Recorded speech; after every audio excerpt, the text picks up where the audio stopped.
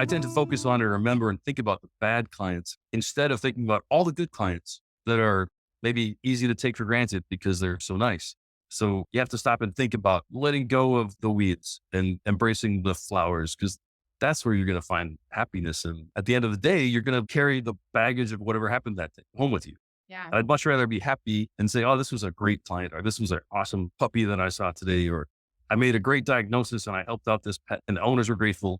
Those are the things that are uplifting and keep me happy as a vet.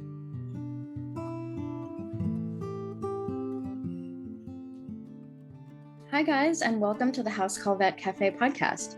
I'm Dr. Eve Harrison. I'm a full-time integrative concierge house call veterinarian in Los Angeles, and I help other vets to build their unique mobile practices on their terms. This podcast is for and by house call and mobile veterinarians, so it is meant to give our community a platform to connect, to share our stories, to lift each other up, and to support each other. Most of us work solo as lone wolves, right? So for me, it's been really powerful to be able to physically hear the voices of my colleagues from all over the world and to get a chance to feel that we truly are part of a community of very real other human beings who get it. While you may be alone in that little bubble of your own vehicle when you're on the road seeing patients, I welcome you to join our community by tuning into our own podcast when you're on your way to your next house call. Whether you're a super experienced house call vet with 30 years of experience, you're a brand new prospective house call vet just looking to get started, or you're house call curious, there will be something for you in this podcast. Each episode, you will hear interviews from other mobile veterinarians just like yourself who are doing unique and innovative things, vets who are sharing their stories, their struggles and challenges, and you can also look forward to hearing valuable information and perspectives from specialists and experts outside of our micro niche.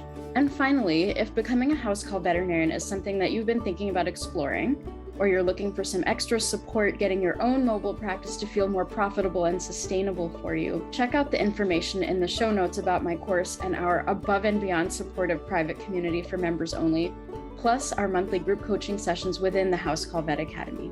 You can also check out my free public Facebook group, which is also called the House Call Vet Cafe, the same name as this podcast, and which is a warm and cozy community for mobile vets to support each other in professional and personal development, in creative entrepreneurship, and in friendship. So thank you guys for spending time with me today. Let's dive into the episode. Hey everyone, we have a special guest with us today. We have Dr. Steve Smith. He graduated from the College of Veterinary Medicine at Michigan State University and earned his Michigan veterinary license in 1990.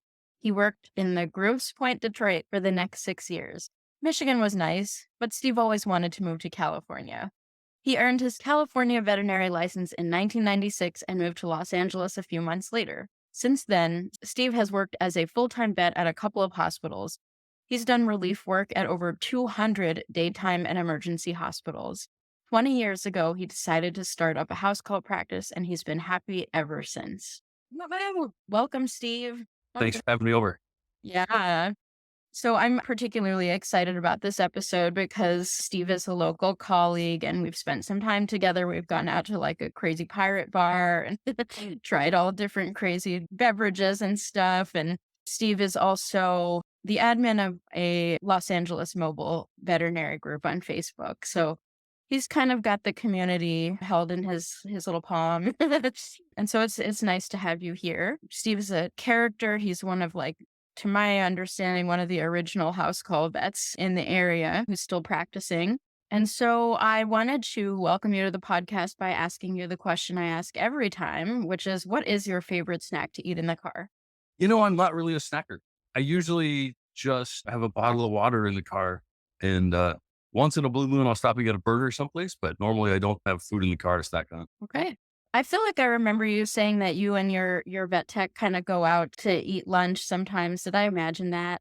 No, we might stop at a Starbucks here and there, but mostly we're just trying to get from place to place to place to get the day done and get things done as quickly as we can. Mm-hmm. Yeah. You have a pretty busy practice as far as I kind of remember. Is that right?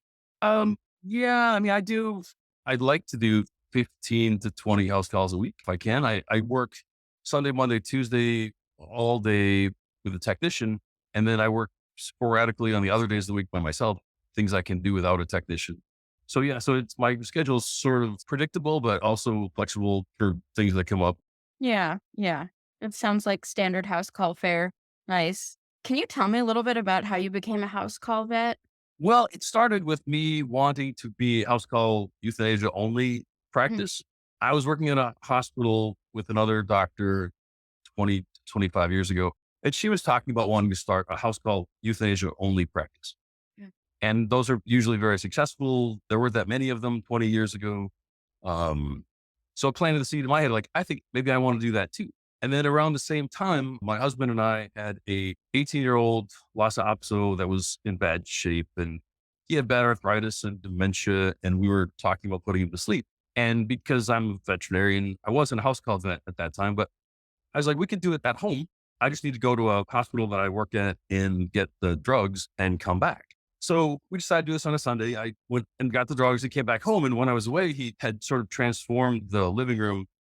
The lights were all turned down. He had a fire in the fireplace. He had candles burning. He had music on the stereo. It was very comforting and soothing. And I looked around kind of surprised, like I wasn't expecting this, but this is great. Like Yep. everybody, if you have to put your pet to sleep, should have the opportunity to do it like that. Yeah. Yeah. So that gave me the extra push to start the practice. So I came up with a name and I developed a website and started ordering from vendors, and it sort of just took off. Like I started doing friends and neighbors' pets. And then some of the hospitals I was doing relief work at found out that I was doing house calls, and I was getting referrals without even asking. I was getting referrals from these hospitals.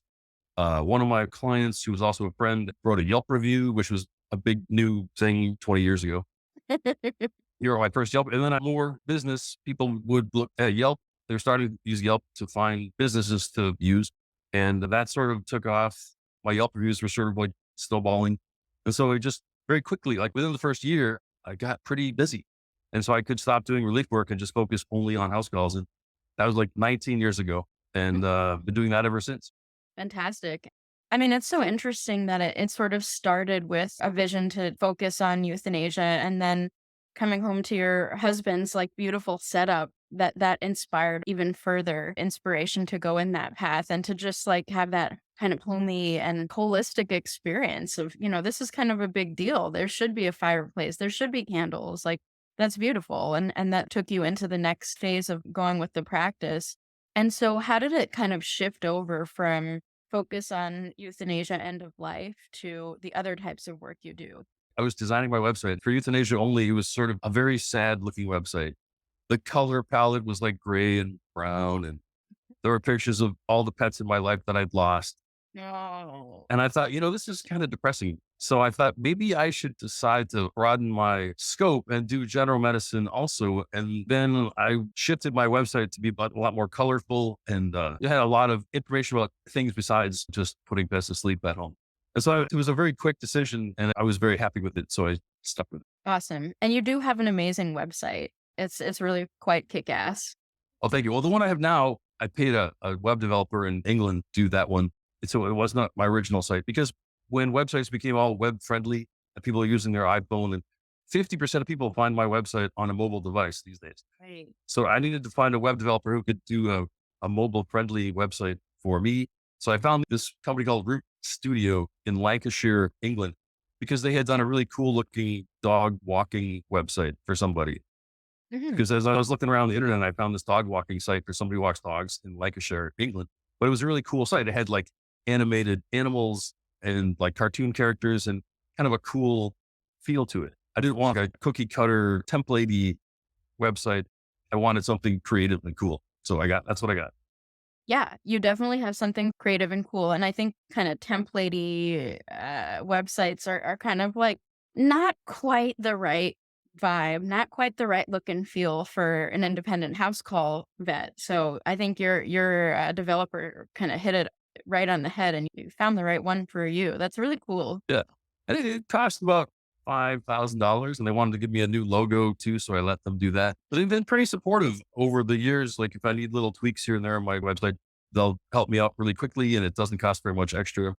Yeah, I mean, that's a good point. Like a $5,000 website is not out of the range of what's appropriate. A really good website is a few $1,000 unless you're doing it yourself. And then they always want to change the logo. Like any time you work with a new web developer, they want to change the logo, they want to change the brand. So, yeah, I mean, whatever they did, it turned out great. When I go to veterinary conventions, which I haven't since COVID started, but there's a lot of people at the exhibit hall at the convention that are web developers and they want to sell people on making them a new website. And so they're like, "Hey, do you have a website?" As you're walking past their booth. And I'm like, "Yeah, I have a really good website actually." And then they ask me to tell them the domain name and they type it into there. Even though I really like my website and you like my website, and I think it's a really good website. The first thing they do is start to pick it apart. Yeah. Like, "Oh, there's a lot going on here." I'm like, "I'm not going to pay for a new website. I was just showing off my website." Yeah. Um, Yeah. Yeah. And a lot of those companies are actually like doing the absolute template stuff. oh, totally. It's hilarious. It kind of reminds me of do you get those spam emails? I get like 20 or to 50 within like a day from people saying, I saw your website. It might need more Oh, SEO, like all oh these yeah, like the Etsy, the search engine optimization emails. yeah, Yes. yeah. And like, "Oh, there's mistakes in your website. We can fix them for you for a small fee," or. Yeah, it's And I'm like, "Nah, I'm pretty darn happy with it. And it was created by really good web developers. So I don't think there's any mistakes in it." correct. Yeah. Well, for what it's worth, I've never seen any mistakes in your site. Oh my god. Yeah, like the world of web developers, it's very interesting. Very aggressive marketers at times, I've noticed. But hey, it is what it is. Yeah, I figured you have to have a website. Even 20 years ago when I started, before I opened my doors, so to speak, I was like, I have to have a website because that's what I look for if I'm going to try out a business is I'm going to look for their website and see what's there. That way I get to kind of research them or investigate them more thoroughly than you could with a phone call to a business or a Yellow Pages ad or something. Mhm. So I look at my colleagues' websites a lot just to see what they're doing. Sure, sure. And you're kind of a techie person. Like I know you do a little bit of like graphic design and stuff like that. So you already kind of have an eye for that type of thing. Yeah. In fact, when I was in high school, I was deciding what to major in college. And my mom at the time worked for an art college in Detroit, Michigan, where I lived. I lived in Metro Detroit.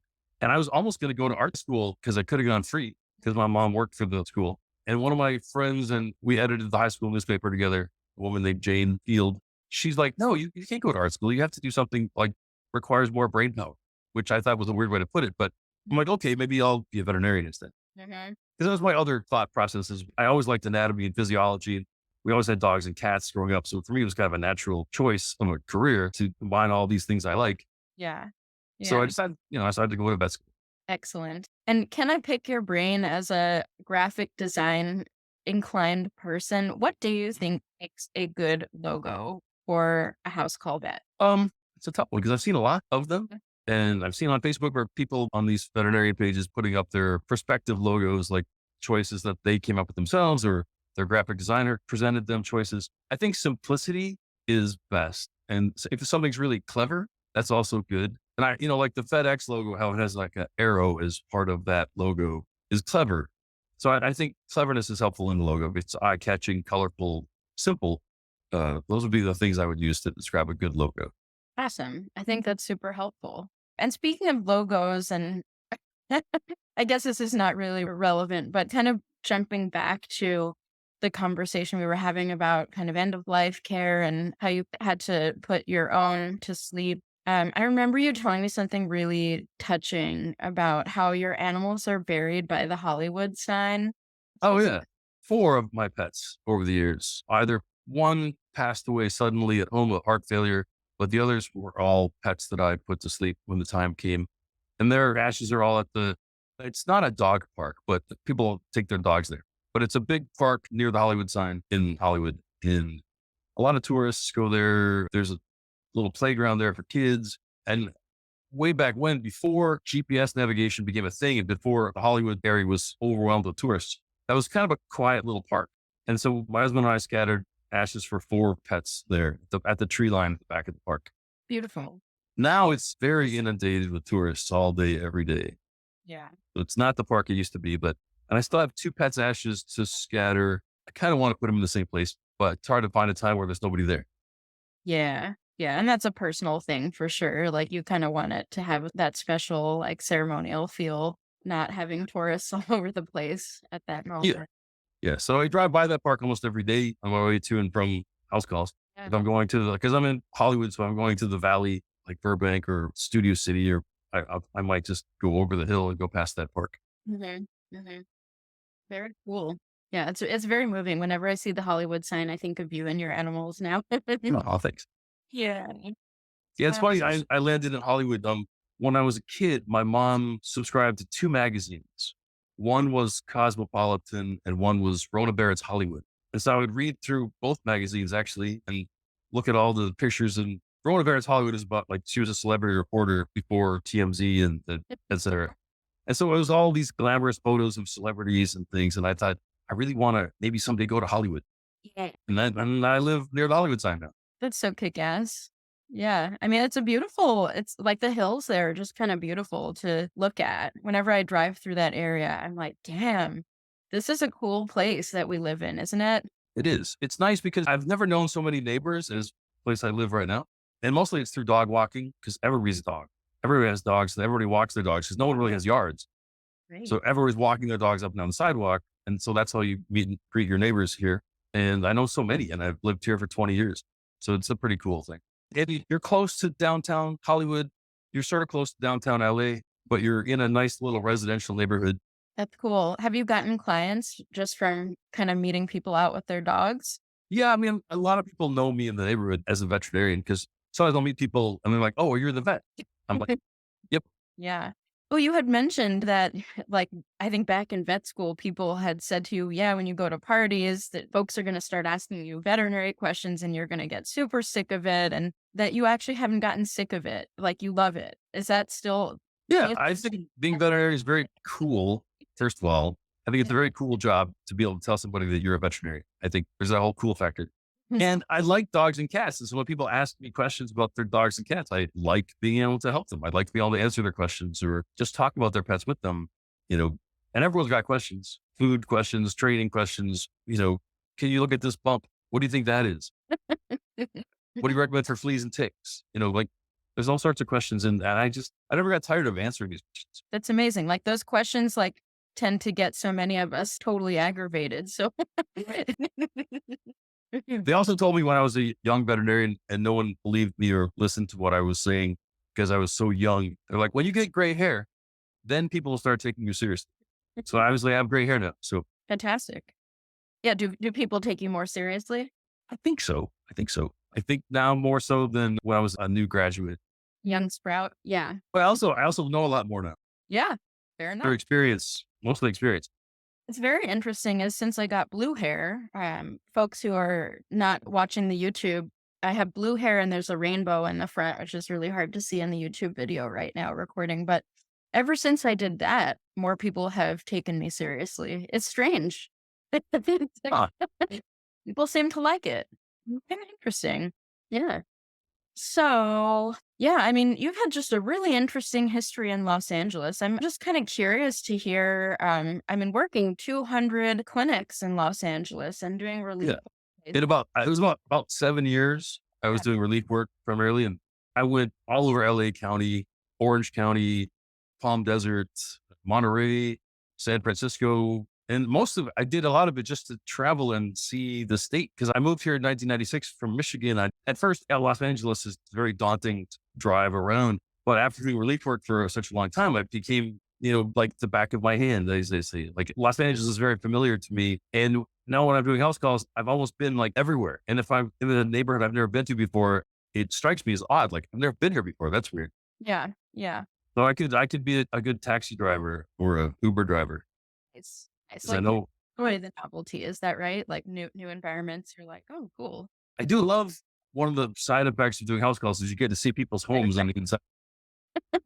Like So- you get to go inside people's homes. And sometimes, I mean, I have got clients that have $30 million homes and I've got clients who live in apartment buildings with bars on the windows. So I have a whole spectrum of different kinds of clients and they're all good, but I think I prefer the clients that are sort of in the middle. yeah, yeah. Tell me about that. I'm curious. Like, what is it that you like about that sort of middle ground? Well, I get along good with clients that are, I guess it's good if they have a good sense of humor because I like to joke around and I Okay. like to have clients that are comfortable with jokes and, Yeah. just getting off the main reason that I'm at their house or I'll compliment them on something in their house. I always like to do that. Like whether it's an architectural feature of their house or artwork or I'm always like trying to engage people into talking about something besides their pet, maybe. I also like to look at bookshelves to read all the titles and see what they're into and see what books they read. So it's a fascinating sort of dive into Los Angeles culture. Yeah. I find that to be the case as well. I like to really get to know my clients as well. And I'm a huge like bookworm. So I'll look at people's bookshelves and be like, oh, that's what's inside your brain. Interesting. Yeah. If somebody's I've been in some houses where you see like the whole encyclopedia of Scientology. And what say you to that? I'm like, I got to get out of here. Yeah. Now I know. Gotta go. Actually, I did do a house call to the Scientology Celebrity Center in Hollywood. No way. And it's almost like being something like in the White House because there's so many people that are security people roaming around with the little earwigs and they're all talking to their wrists. And you're on camera and probably being audio recorded. But I still found it kind of interesting to be there. Yeah. Hey guys, I wanted to take a quick break to remind everyone that we have the House Call and Mobile Vet virtual conference coming up. Ticket sales are open again for our third annual conference, February 3rd and 4th, 2024. This is a conference where we actually can be together face to face to celebrate each other and learn together in community. This is a conference that is for us and by us. This is where we get to meet our colleagues from all over the world, connect with our people in real time, learn actionable tips, tricks, and inspiration that is specific to our special micro niche of practice. If you're unsure if this is for you, here's what a few attendees have said in the past. Dr. M said, "It was 1,000 times more intimate than any conference, virtual or in person, that I've ever attended." Dr. A said, "It was a perfect mix of practical information regarding the logistics of seeing house call appointments and the mental side of house call business ownership." Dr. D said, "There were times that I just teared up with emotion to feel a part of a wonderful group and to know that I was not alone in this adventure." You're truly not alone. We're all here with you, no matter what type of mobile or house call practice you have, or even if you're brand new to this community. This conference is for you if you're super experienced or if you're still thinking about whether you want to be a house call or mobile vet to begin with. This conference is for you whether you're doing end-of-life care in the home, whether you're doing acupuncture-only house calls, whether you're an integrative vet, or whether you're a full-service Laboit practice. This conference is for you if you're anything in between. If you can't make it in person, no worries. Recordings are available afterwards for a limited time. Early bird prices are available before January 1st, 2024, so you do get over $100 off your ticket if you sign up before the new year. Vet Techs and House Call Vet Academy participants get an additional discount off the price through December 1st, 2023. All of the information, including discount codes, is in the link in the show notes, so please reach out if you have any questions, and I can't wait to see you there.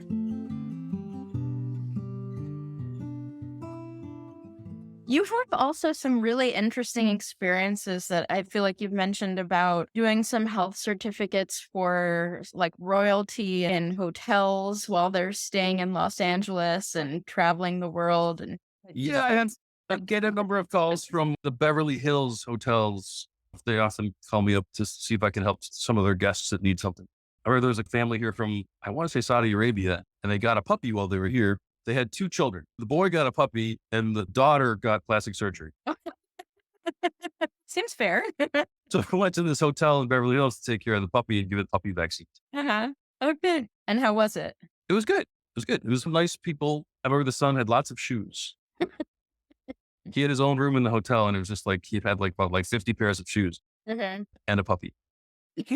Sounds like a good life. Sounds like just a good scene. That's excellent.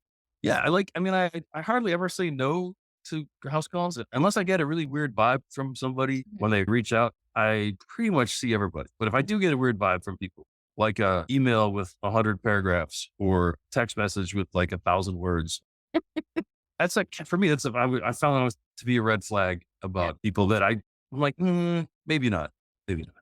Yeah. And how do you handle that when you see those? Oh, I often just tell them I'm not available for X number of days, and their pet should probably be seen sooner.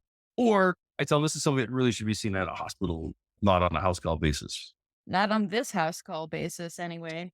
Well, and I've learned to trust my instincts, and I've learned through mistakes too that I've given people the benefit of the doubt, and then I learn afterwards I shouldn't have done that, and I trust your instincts. Your instincts told you don't go to this house call, and you went anyway. and then you suffered.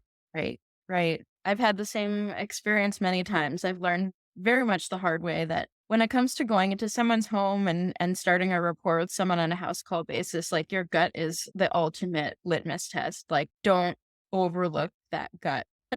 Like, just don't do Yeah. it.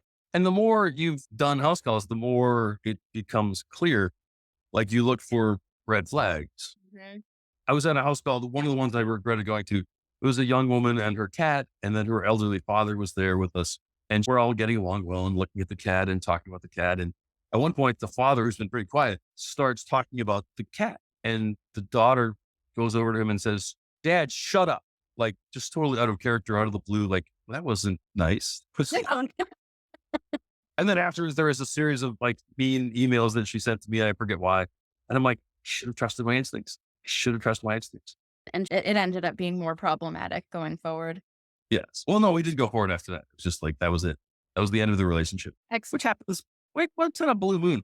I'm usually pretty good at getting good clients, nice clients, clients I feel comfortable with. And I know they feel comfortable with me. And I think that's just the best job a veterinarian can have. Even if you're a farm veterinarian and the farmers love you, you love the farmer, you know, it's the same sort of rapport you get with that. But this is just with dogs and cats inside people's houses. Yeah. Yeah, totally.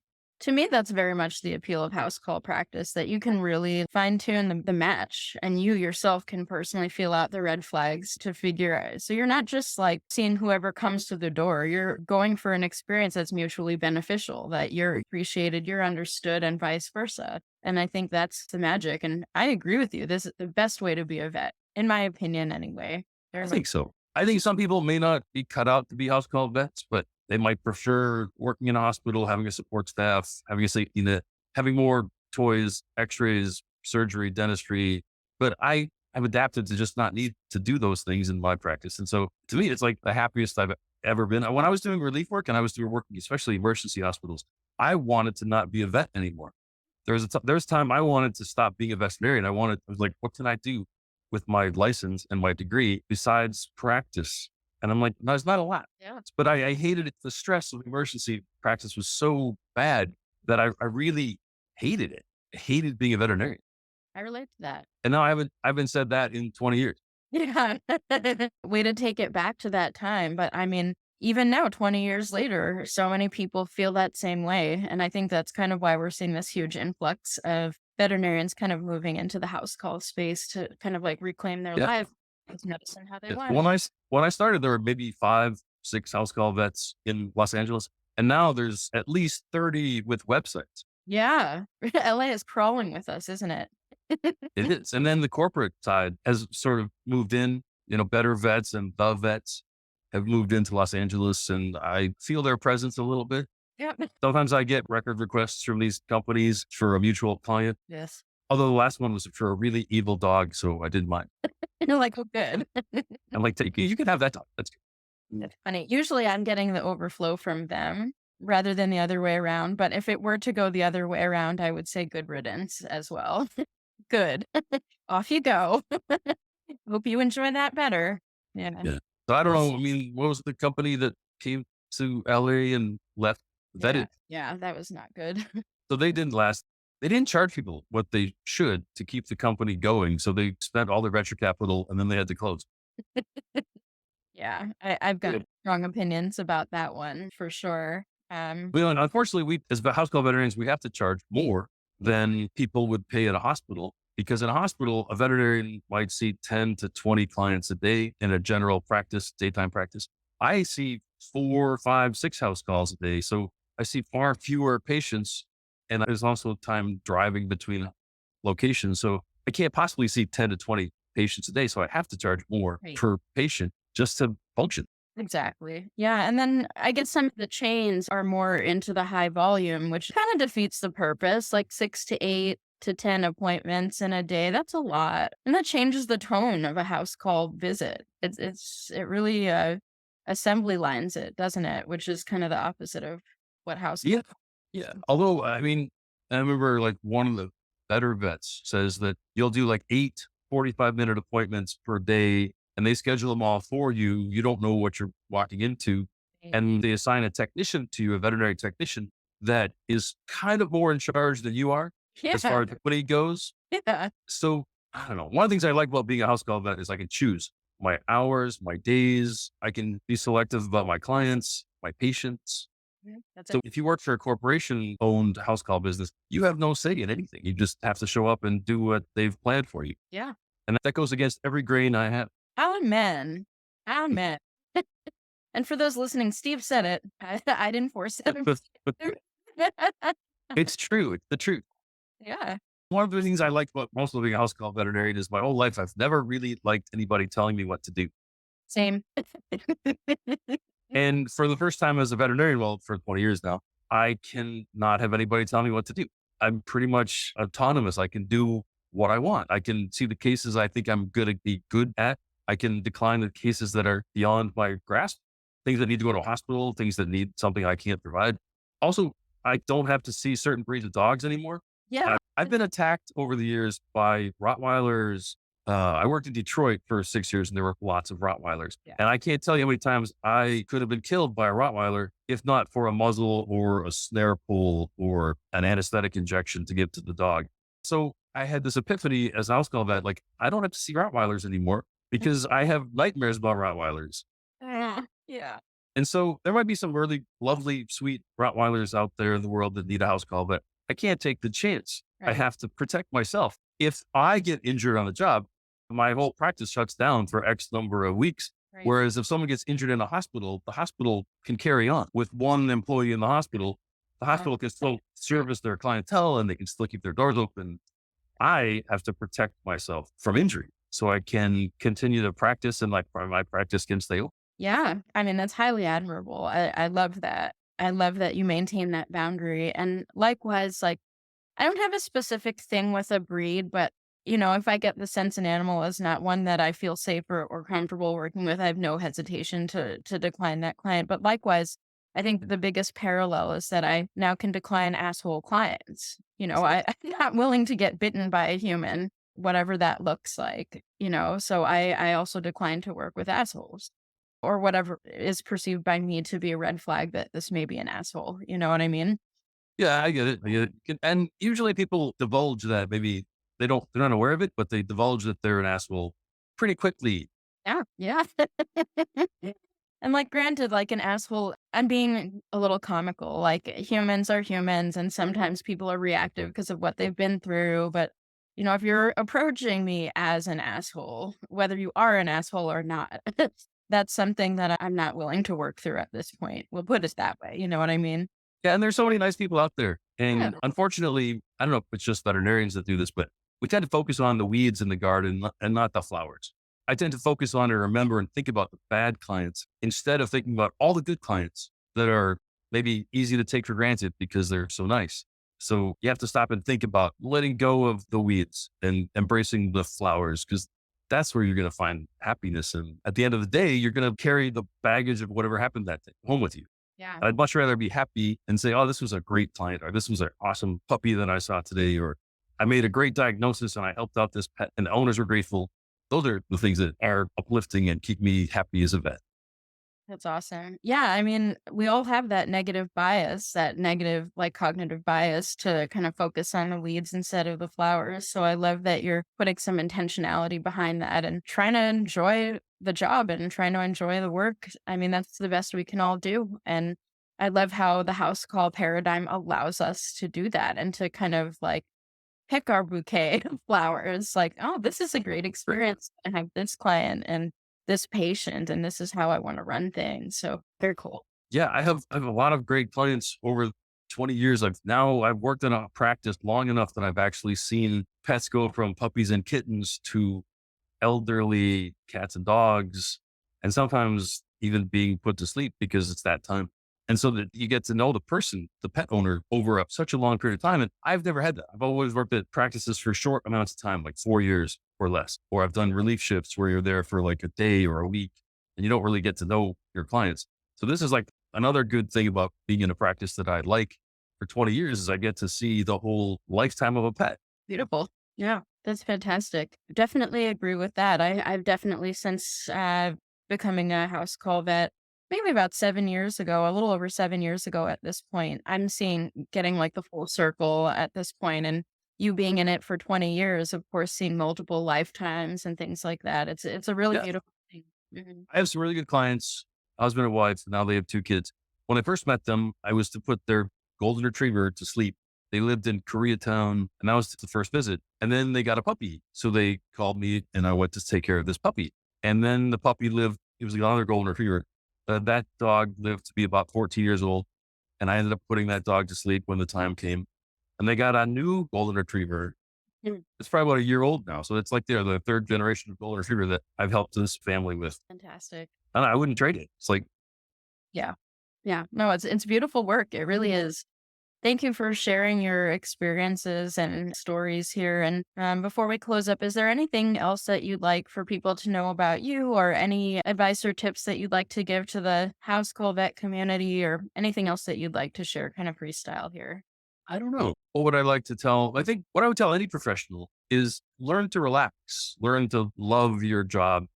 If they say, if you love your job, you never have to work a day in your life. And I read on Facebook, there's this page, Not One More Vet, which addresses stressed out veterinarians that might become suicidal at some point in their lives. And this is sort of a support group, but it's so many people in it right now. It's this huge support group, like tens of thousands of veterinarians in this group. And I read about all these stories about veterinarians who are going through a lot of bad times. And normally it's they're new graduates or recent graduates. They've been in veterinary medicine for a few years and they've got big student loans, and maybe they've got stressful relationships, or their spouse doesn't understand how much they have to work and they're going through a divorce now, or their heart pets they've had all through school is now sick and old and dying. And then the clients are mean to them and they're getting bad reviews. And there's a lot of shit being piled on some of these younger vets. And so it's no wonder that some of them decide the best answer is to leave the planet. In my first 6 months of work, I hated being a vet also. I worked in the shadow of my first boss and everybody loved him and nobody wanted to see the new guy. And so if I was on the phone with my family all the time going, I'm quitting this job. I hate this job. I don't know what to do. I don't feel like I'm appreciated. I feel like everybody wants to see the other vet and not me, and I don't know what to do. And so I was sort of despondent for the first 6 months, and then things just kept getting better and better. As you get more experience as a vet, you get more confidence, I think, and clients then eventually they'll see the new guy. So I think they're at that phase in their career where they really don't like being a veterinarian. I think my advice, either do something completely different, reinvent your career like I've done over and over, or just know that it's going to get better in time. Yeah, I think there's definitely some wisdom in the words of kind of reinvent the career and take charge of the fact you can take it in whatever direction you'd like to go, if that's house call practice. Yeah. Um, because And or relief work. Some people are really awesome relief veterinarians. Mhm. I mean, I think I did a good job as a relief doctor because I could fit into any hospital environment. There's so many different hospitals out there. They all work differently, and they all have different clientele, different equipment, different kinds of people working the front desk, different people working in the back as technicians. It's just like really eye opening for me to see all of these, like literally 200 plus different veterinary hospitals. Mhm. And I know some veterinarians that I graduated with that went to one hospital after they graduated. And they stayed at that one hospital for their whole career, ended up buying it, and now they're retiring and selling that hospital to somebody else. And I'm like, I feel bad because they didn't get to see a whole lot of veterinary medicine like I did.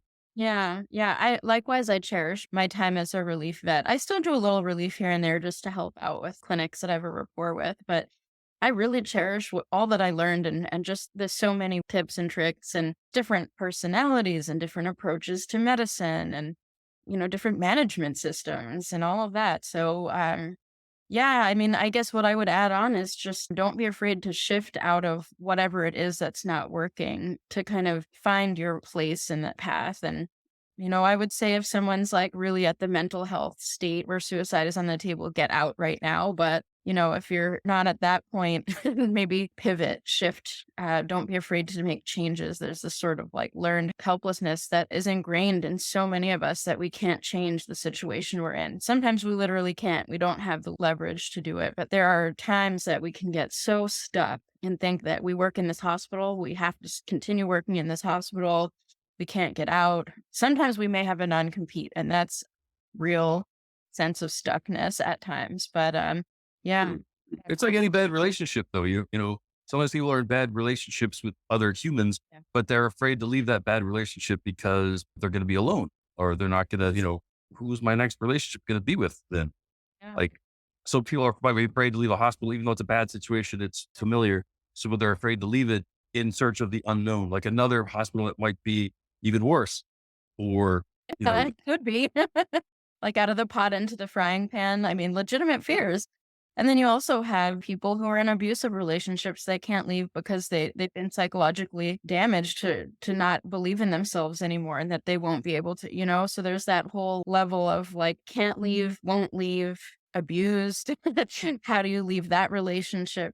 So it's just like so there's the whole range of it, I think, in your comparison to like a bad relationship that people have with clinics and with bosses. That there's the whole range of difficult relationships. And yeah, sometimes we need help to get out of them. And sometimes we just need to do the thing and get out of them. And yeah. yeah, never be afraid to reinvent your career. It's the best advice I could give to anybody, really, especially veterinarians. Because it took me a while to figure out that I wanted to be a house call vet. If I thought about it when I first graduated, there's no way I would have been a house call vet. I would have been terrible. Yeah. Like I'm out there by myself and there's nobody giving me advice and this is before people had cell phones in their pockets that you could go like on the veterinary information network. You would literally just, if I did house calls in 1990, I would have just been like clueless and helpless and hopeless. And there's no way I would have wanted to do that at all.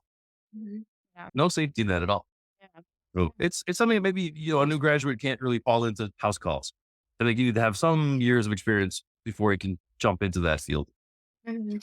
Yeah, I mean, I think that in my personal opinion, I do know some relative, not like straight out of school, but relatively new grads who are doing amazing and they have the support they need. But I think if you don't have support, you don't have like a support network and mentors to rely on for the medical things that you're seeing on your own, I think it's a risky move for sure. Yeah.